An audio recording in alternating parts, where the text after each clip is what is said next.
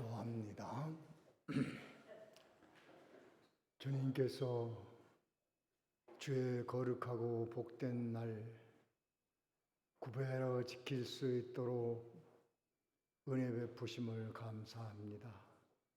오전에도 생명의 말씀을 허락해 주셨고 이 시간에 다시 불러주셨사오니 한 주간 세상 살아가는 데 필요한 신령한 양식, 영적 지혜, 힘이 되는 말씀, 삶의 기준이 되는 말씀을 받고 한 주간 승리하는 삶을 사는 저희들이 되게 하여 주시옵소서. 담임 목사님에게 건강 주셔서 이 성역을 감당하기에 부족함이 없도록 늘 지켜주시고 보호하시고 인도하여 주시옵소서.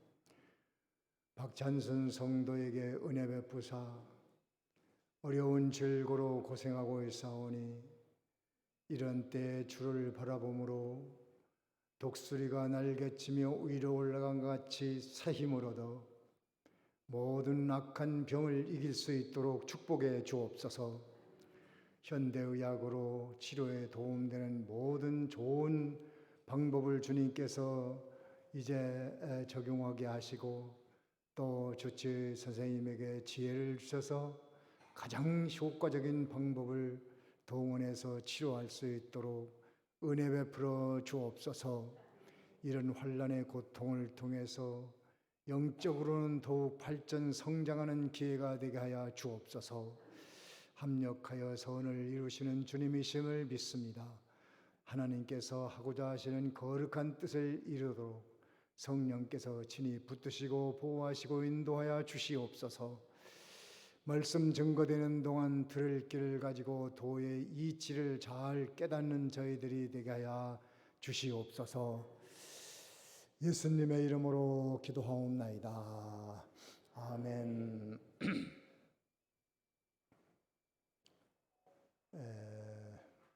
빌립보 4장 6절입니다.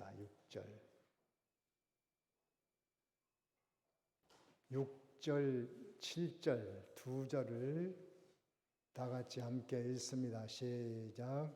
아무것도 염려하지 말고 다만 기도와 간구로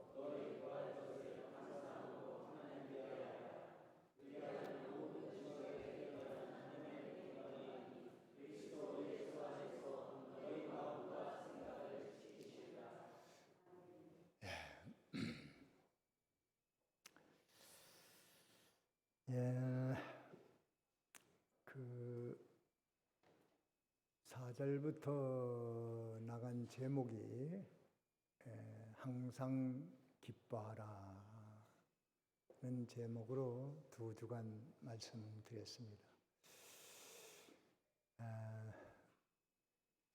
우리는 기뻐하며 사는 사람을 보면 보기에 참 좋습니다. 그리고 축복이 나옵니다. 그런 사람들을 만나고 싶고 보고 싶고 하는 일들이 잘 될 수밖에 없어요. 기쁨은 여러 가지의 유익을 줍니다. 마음에 평안할 수 있고 육신도 건강할 수 있고 이 기쁨으로 산다는 것은 대단히 중요합니다. 세상이 주는 기쁨도 있죠. 세상 것이 잘 되면 기쁘고 물질도 기쁨이 있고 건강도 기쁨이 있고 장수도 기쁨이 있고 또 성공도 기쁨이 있고 아이들이 잘 자라고 공부하는 것도 기쁨이고 많은 기쁨이 있습니다. 그러나 그것들이 다 나쁜 건 아니고 그런 모든 것들은 유한하다. 또 언제 슬픔으로 변할지 모른다. 그것을 우리가 알아야 되기 때문에 진리를 배우는 겁니다. 그리고 그러면 뭐 영원한 기쁨이 뭐 없을까? 있습니다. 그것을 말하고 있는 거예요. 그래서 항상 기뻐하려면 어디 들어가야 된다고요? 주 안에 있다. 주 안에 항상 기뻐할 수 있는 무궁무진한 보화가 거기 다 들어있다. 그걸 우리가 다 몰라서 그렇지. 알아도 조금밖에 모르고 조금 아는 것뿐이지.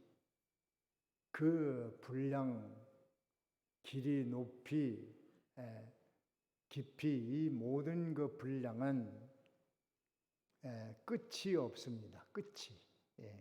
그 진리 문제이기 때문에 끝이 없는 거예요. 과연 그럴까? 과연 예수 안에 그런 보화가 있나? 기뻐할 요소들이 있나?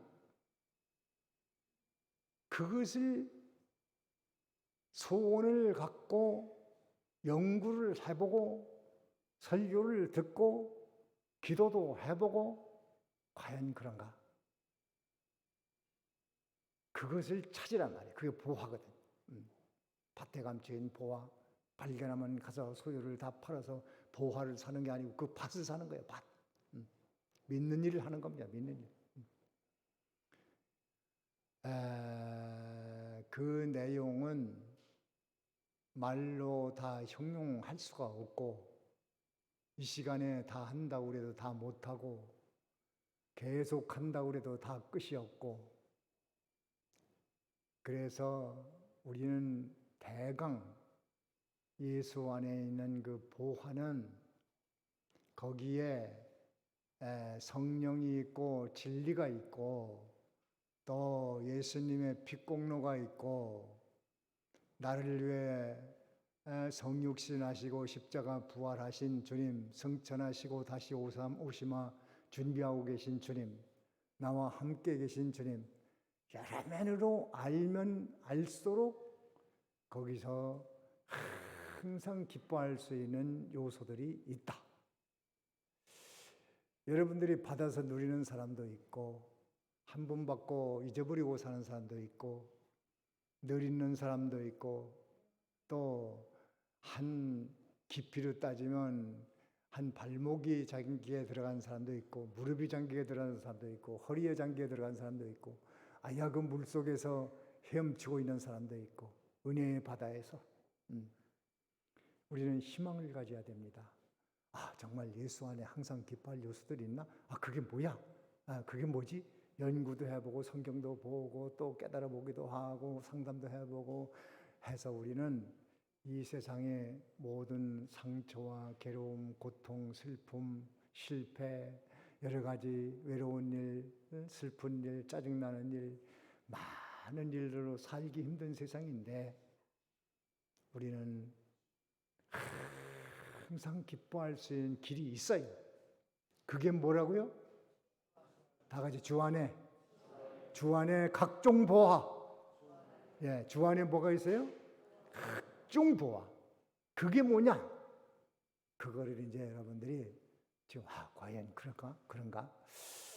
내가 마음이 참 우울할 때도 있고 슬플 때도 있고 괴로울 때도 있는데 어떻게 하면 내가 기뻐하지? 성경에 한번 찾아보자. 뭐가 기쁘지? 이게 사죄, 죄를 용서하신 것이 기쁜 내용이구나.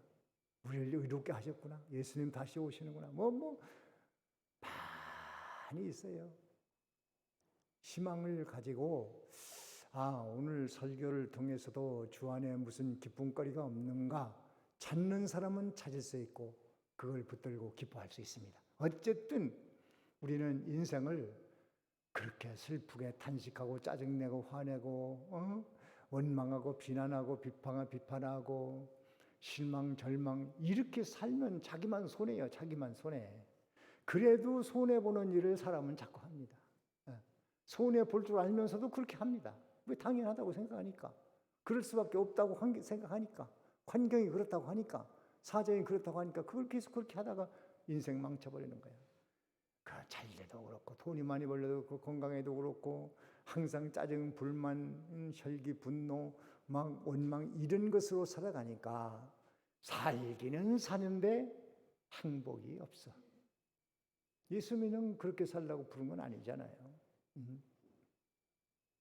예수님이 부르신 것은 주님 다시 오는 날까지, 내가 주님 만나는 날까지 항상 기쁘게 살려고 우리에게 이렇게 말씀을 주시는 거예요.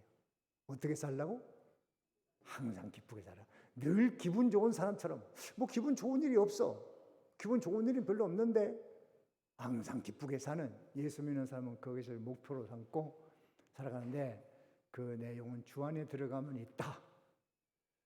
또 주 안에 들어가서 기쁨을 누리고 살려고 하니까 이게 또 상처 주는 사람도 있고 힘들게 하는 사람도 있고 긁어놓는 사람도 있고 손해주는 사람도 있고 사기꾼도 있고 힘들어.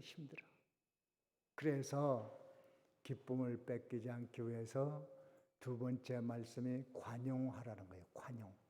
어떻게 하라고요? 첫 번째 뭐 하라고요? 주 안에 들어가고, 두 번째는 관용하라는 거예요.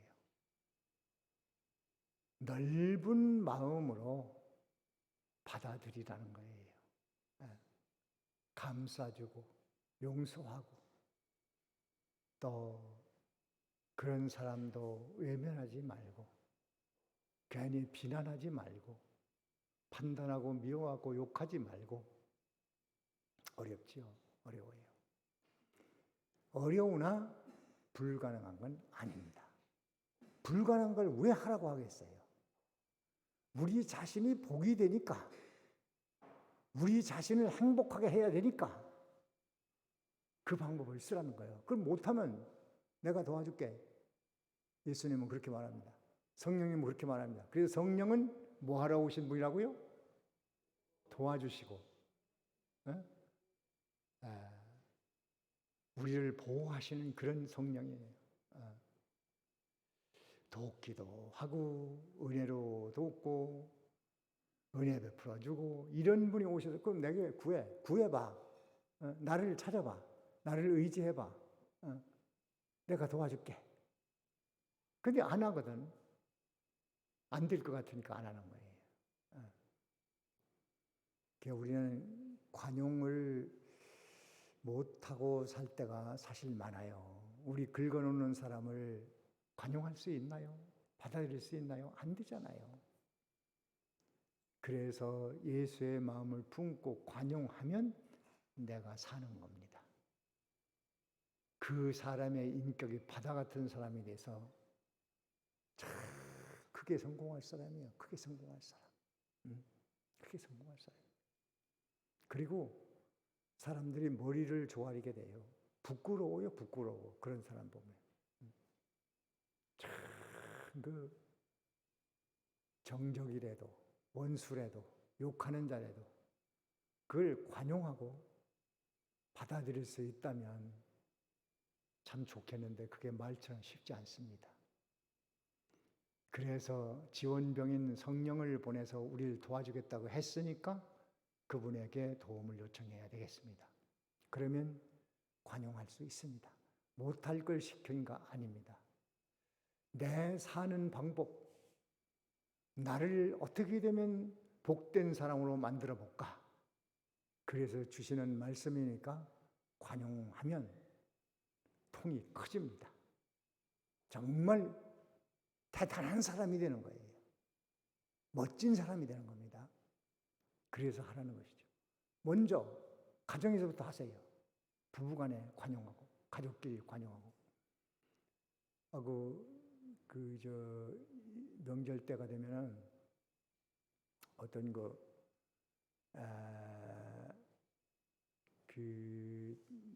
응급실에 그 의사 선생님 얘기 들으니까 칼에 찔려가지고 응급실에 오는 사람들이 몇 사람씩 생긴다는 거예요. 매년 명절 때.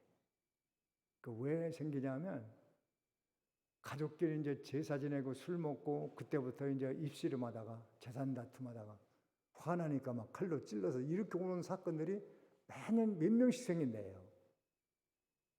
그 참 가족끼리 그런다는 거예요. 가족, 형제, 부모, 이렇게 막 싸우다가 승질내다가 칼을 들고 찔린다는 거예요. 그런 사건이 많대요. 관용이 없어서 그렇습니다. 그래서 예수 믿는 것은 내가 복받기 위해서, 내가 살기 위해서 넓은 마음으로 받아들이고 이해하자. 안 되면 주님에게 기도하고 도움을 요청하자. 오늘 해야 될 것은 이제 기쁨을 누리기 위한 세 번째 방법인데 기도하라는 거예요. 기도. 그래서 첫째 방법은 뭐라고요? 주 안에 들어가고, 둘째는 관용하고, 셋째는 기도하라는 거예요. 기도. 기도는 할 말이 많죠. 기도는 명령입니다. 명령. 뭐예요?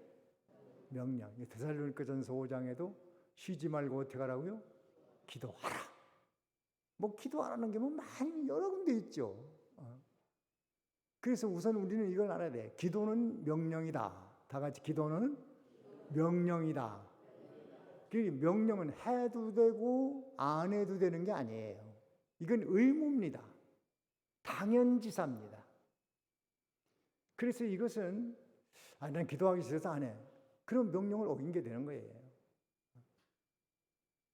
그 기도는 하나님이 하라고 한 명령이기 때문에 싫어도 하고 좋아도 하고 힘들어도 하고 어쨌든 기도하는 게 잘하는 거예요. 왜? 명령이니까. 근데 기도가 몇 가지 종류가 있어요. 묵상하는 기도가 있습니다. 묵상하는 기도. 그리고 보통 일반적인 기도가 있고, 그 다음에 간구가 있고 도구가 있습니다. 그럼 몇 가지입니까? 몇 가지? 네 가지. 뭐예요? 묵상, 또 일반적 기도가 있어요. 또 간구가 있고 또 도구가 있어요. 기도가 뭐냐? 이것부터 한번 생각해 봅시다. 기도는 간단히 말하면 하나님과 교통이에요.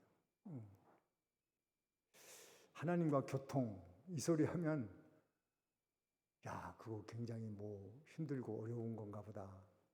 어떻게 하나님과 교통을 하지? 그러기 쉽습니다. 근데 여러분, 사람과 이렇게 교제, 교통, 소통한다면 사람을 일단 만나잖아요. 만나서 얘기를 하고 주고받고 이렇게 하잖아요. 아니면 전화를 하든지 또 편지를 하든지 이런 것이 사람 속에 머리에 박혀 있기 때문에 하나님과 교통한다고 하는 말이 잘 이해가 안 되는 거예요. 어떻게 하나님과 통하지? 하나님과 전화하는 건가? 하나님과 편지하는 건가? 어떻게 하는 거야? 하나님과 만나서 얘기하는 건가? 이게 소통이라는, 교통이라는 것이 이해가 안 되니까 어떤 이단 교주는 전화기를 하나 사다 놓고 하나님께로부터 전화를 받는다는 거예요. 자기가 받는데요, 또 실제. 하나님과, 하나님 안녕하셨습니까? 하고 어디서 오는지는 모르지. 근데, 하나님 안녕하셨습니까? 하고, 그래요? 하고 또 계시받았다고 말 써서 또 막, 뭐 가르치고 막 그런다는 교주가 하나 있었어요. 이제 세상 떠났는데, 이게 종교 사기꾼들입니다. 또 어떤 사람 직접 음성 듣는 사람 있어요. 그 귀신 장난입니다. 사기예요, 사기. 지시 받는다고 그러고, 형체를 봤다고 그러고, 하나님 오시는 거 본다고 그러고, 이게 다 사기꾼들이 하는 짓들이에요. 하나님과의 교통은 우리 마음에서, 생각 속에서 일어나는 일들입니다. 생각 속에서 하나님과 연합, 연결, 이 교통인데 그 무슨 방편이 있어야 되잖아요. 방편. 전화를 하려면 전화기가 있어야 되고, 편지를 쓰려면 연필이라도 있어야 되고, 종이가 있어야 되고, 만나서 얘기하려면 음성을 들려줘야 되고, 들어야 되고.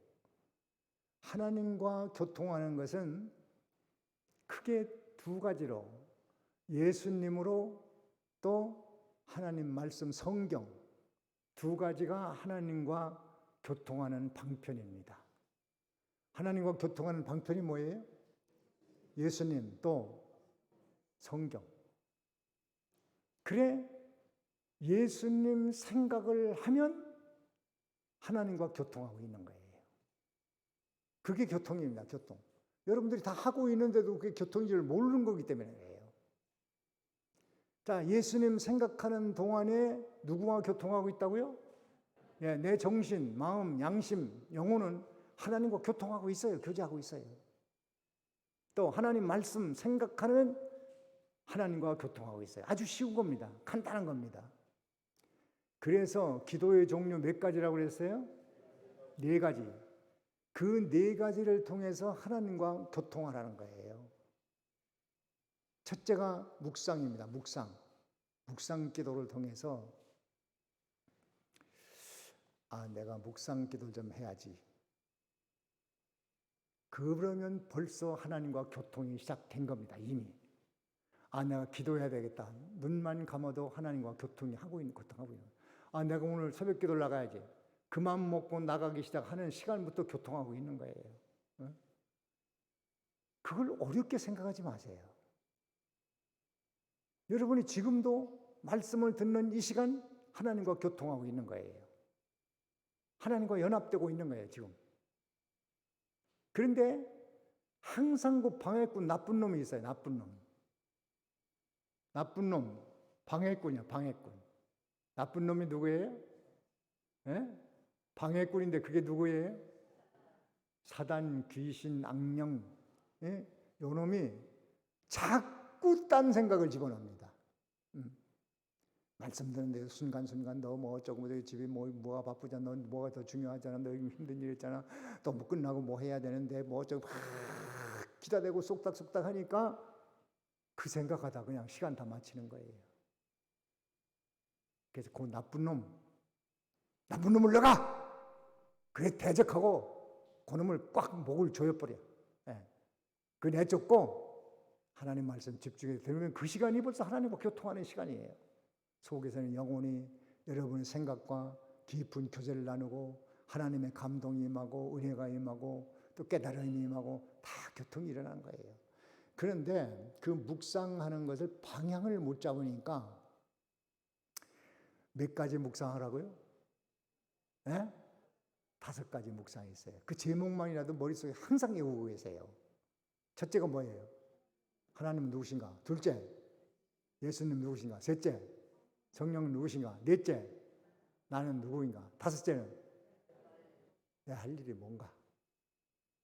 이거는 보화입니다. 보화.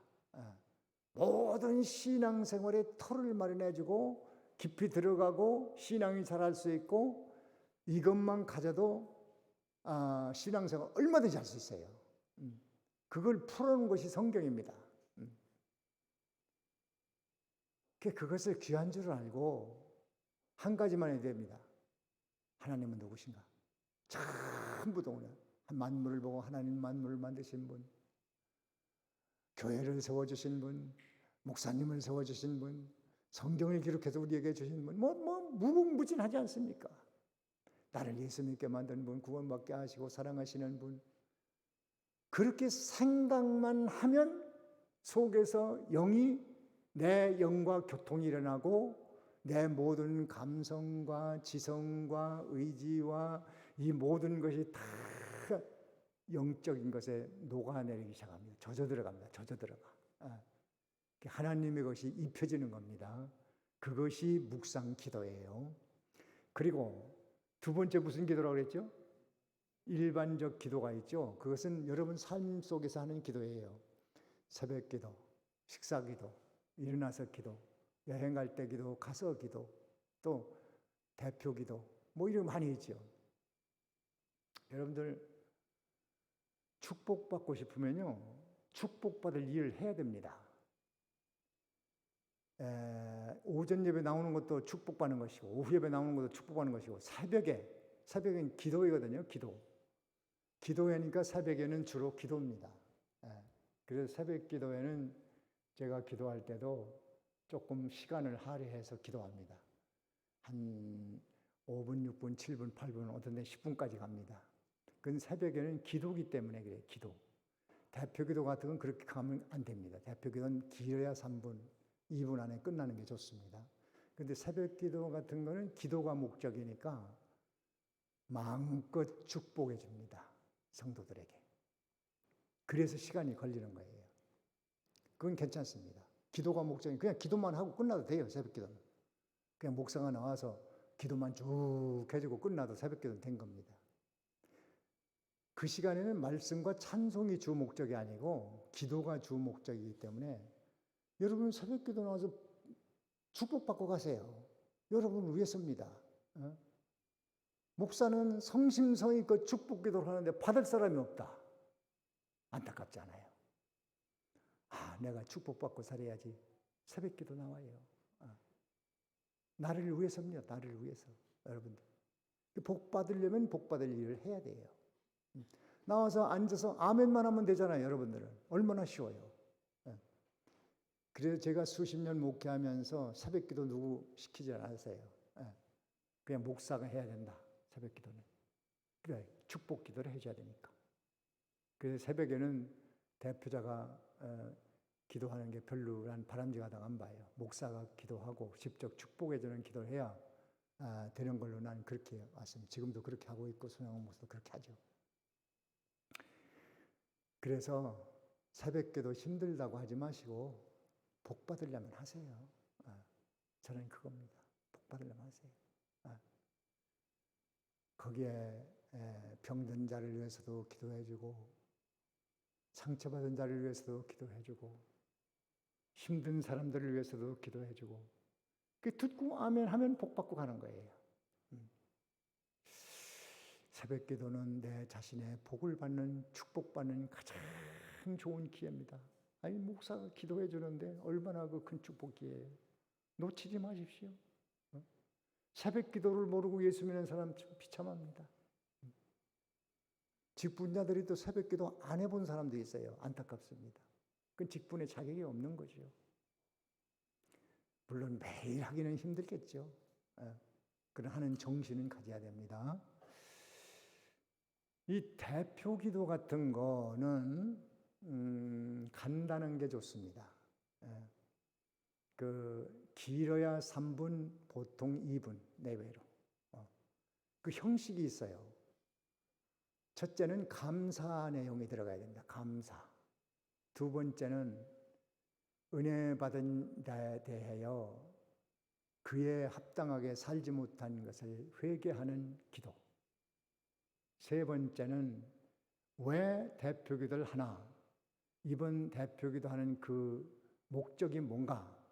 그 예배를 위해서니까 예배를 위해서 목사님 말씀 증거할 때 잘 깨닫고 믿음에 서게 해달라고 깨닫게 해달라고 지혜달라고 그런 내용으로 크게는 세 가지 감사, 회개, 간구 요게 그 목적을 위한 간구 요게 들어가야 돼요.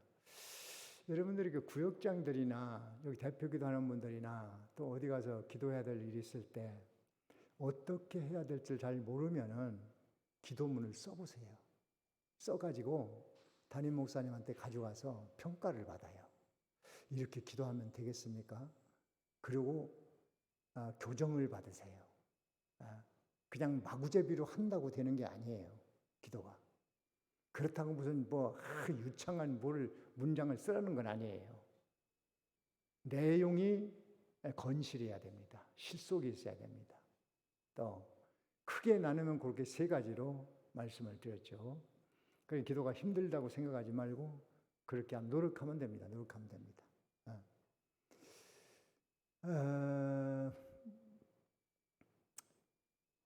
식사기도 간단히 하는 게 좋습니다.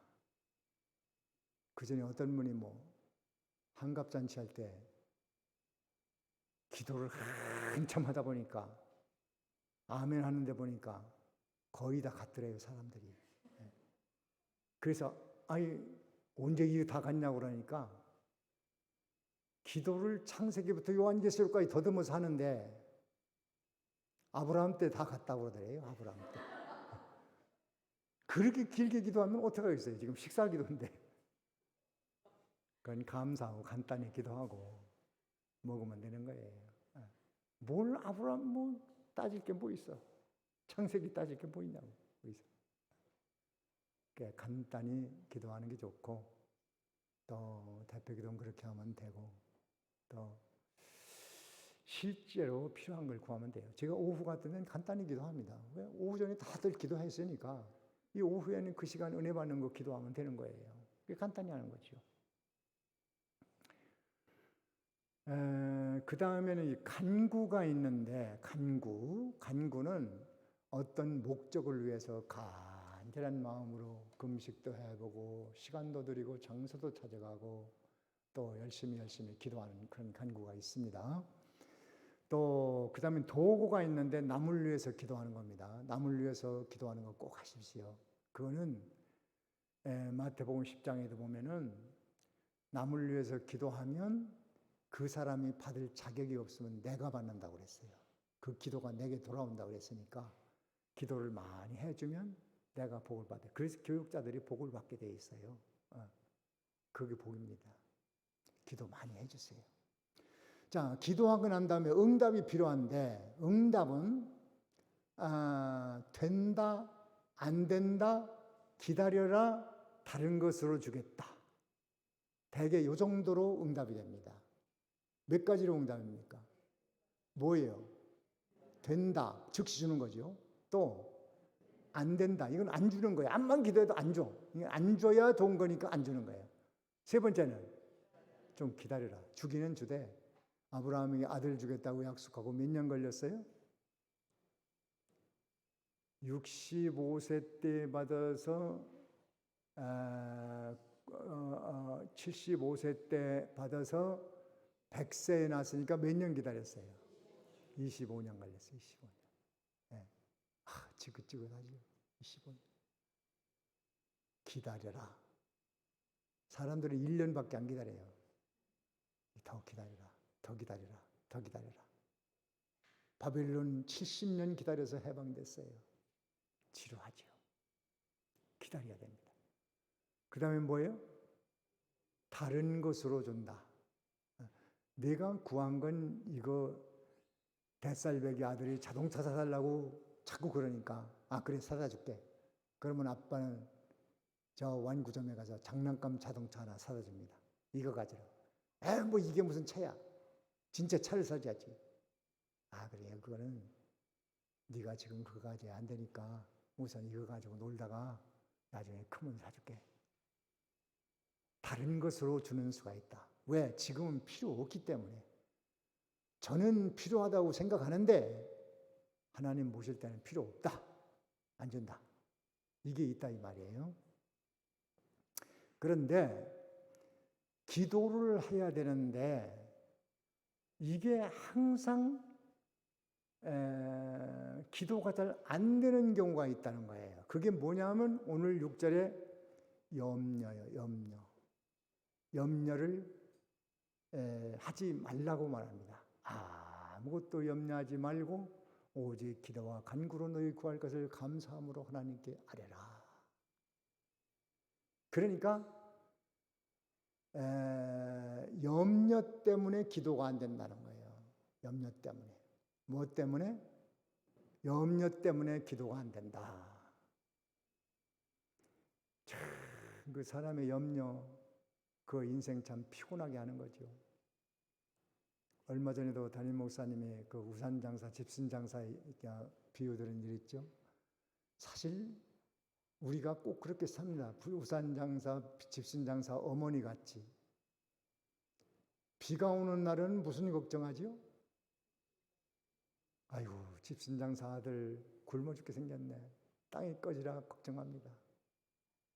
그리고 날이 들면은 아이고, 큰아들 우산장사 굶어 죽게 생겼네. 계속 그 생각만 하는 거예요. 그래서 사람들이 얘기하잖아요. 아이고, 어머니 그렇게 걱정하지 마시고 비가 오면 집신장사 아들은 못 먹고 살게 되지만 우산장사 아들 돈 많이 벌지 않습니까? 그러면 또 뭐라고 하세요? 그러니까 지금 비가 와서 집신장사 아들이 지금 돈 못 벌어서 걱정이라니까? 그렇게 얘기를 하는 거예요, 자꾸. 계속 그 생각에서 벗어나질 못합니다. 염려에서. 그래서 그런 사람 보고 걱정도 뭐라고 그래요? 팔자다 그러지요. 뭐도 팔자요? 걱정하려고 타고난 사람이에요. 그 생각을 못 바꿔요. 안 바뀝니다. 참 우리가 그 비유를 몰라서가 아니고 바뀌질 않는데 어떡합니까? 물 반 컵이 남아있는 사람도 나는 물 반 컵밖에 없어. 그래가지고 짜증 부리고 막 그런데 설명을 해줍니다.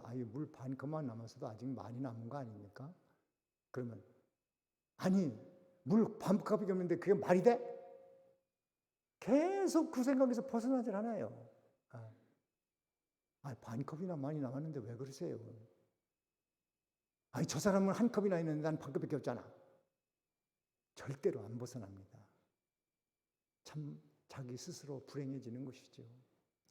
그래서 얘기를 해보면 그런 사람이 실제로 있습니다. 뭘 실컷 설명을 해주면 딴소리예요. 또 실컷 얘기해주면 목사님은 내 사정 몰라서 그러세요. 제 입장은요. 목사님 모릅니다. 이렇게 말합니다. 안 벗어나. 거기서 벗어나는 방법을 가르쳐 드릴게요. 염려에서 벗어나는 방법, 부정적인 생각에서 벗어나는 방법 너무 간단합니다. 하나님 앞에 기도하면 됩니다. 고하면 됩니다. 우산장사 어머니가 비가 오면 우산장사는 돈을 많이 벌고 집순장사 돈 못 버는데 하나님 걱정이 많습니다. 비가 오니까 우산장사는 잘 되는데 집순장사는 이거 굶어 죽게 생겼으니 나는 걱정이 많습니다. 하나님 이걸 어떻게 할까요? 이렇게 기도를 하면 어떻게 되냐 하면 생각이 바뀌어요. 생각이 바뀌어서 그렇구나. 이거 집신장사는 돈 못 벌어도 큰아들이 우산장사에 돈 벌으면 동생한테 좀 줄 수도 있겠구나. 아니면 동생도 형한테 가서 아르바이트라도 할 수 있겠구나. 이러한 좋은 생각으로 생각이 바뀌는 거예요. 그래서 염려가 오면 뭐 하라? 기도하라. 다 같이 염려가 올 때 기도하라. 어떻게 바뀌는지 아시죠? 그 생각이 바뀐다니까요. 진짜로 바뀐다니까. 시편 68편 19절에 보면 날마다 우리 짐을 져주신다고 그랬어요. 우리의 무거운 짐, 걱정의 짐을 주님 앞에 고하면 거기서 벗어나는 지혜, 이거다. 이렇게 해라. 생각이 바뀐다니까요. 실제로 그렇게 바뀐다니까요. 그래서 답답하고 암담할 때 하나님 어떻게 할까요? 염려를 주님께 맡기세요. 맡기는 것은 무슨 보따리 갖다 맡기는 게 아니고 하나님 앞에 그냥 고하면 되는 거예요. 맡기는 게 뭐예요? 하나님 앞에 그냥 아래요. 하나님 나 이것 때문에 걱정되는데요. 어떻게 하죠? 하나님 걱정됩니다. 그렇게 기도하면 그래 그거 내가 짓게 이렇게 너는 이렇게 하면 돼. 아주 쉽고 간단한 거예요. 자, 염려가 오면 염려를 주 앞에 고하면 없어집니다. 그리고 좋은 지혜가 와서 반대쪽에 열려있는 것을 보게 됩니다. 보화를 발견하게 됩니다. 그리고 또 한 가지 감사로 기도하라는 거예요. 기도할 때는 염려는 주께 맡기고 감사함으로 기도하라. 어떻게 기도하라? 감사함으로. 어떤 일을 만나도 하나님 앞에 불만, 불평, 원망, 짜증망, 앞길이 막막하고 그래도 하나님 감사합니다. 이렇게 기도하기 시작하면 왜 감사를 해야 되는지 또 감사할 일들이 펑펑 터져 좋게 만들어줘. 감사함으로 기도를 해보세요. 그래 기도는 해야 되는데 기도할 때 반드시 주의할 것 두 가지. 염려를 주께 맡기고 감사로 기도하다. 기도하는 사람들 주의할 게 뭐예요? 염려를 주께 맡기고 또 감사로 기도하자. 그러면 7절에 하나님의 평강이 마음속에 기쁨이 탁 넘치게 해줄 것이다. 너의 마음과 생각을 지킬 것이라. 이 말은 좋은 생각과 마음이 될 것이다. 좋은 생각이 날 것이다. 벗어날 생각이 나는 거예요. 함정에서 나올 생각이 나는 거예요. 거기서 벗어날 수 있는 꾀가 생기는 거예요. 여러 가지 인생의 올무, 고통, 어려운 일에서 자유와 해방을 얻을 수 있는 길이 있으니 우리 이 세상에서 그냥 항상 기쁨을 누리기 위해 주 안에 들어가고 이제 넓은 마음을 가지고 관용하고 그 다음에 기도할 때 염려를 맡기고 감사로 기도함으로 여러분 속에 있는 기쁨이 배나 넘치고 하나님의 생각으로 여러분의 삶을 잘 헤쳐나가는 여러분이 되어지기를 바랍니다. 여기까지 하고 잠깐 기도합니다. 뭘 들었는가 깨달았는가 느껴졌는가 확신이 얻었는가 그걸 위해서 기도합니다. 잠깐 동안 묵상합니다.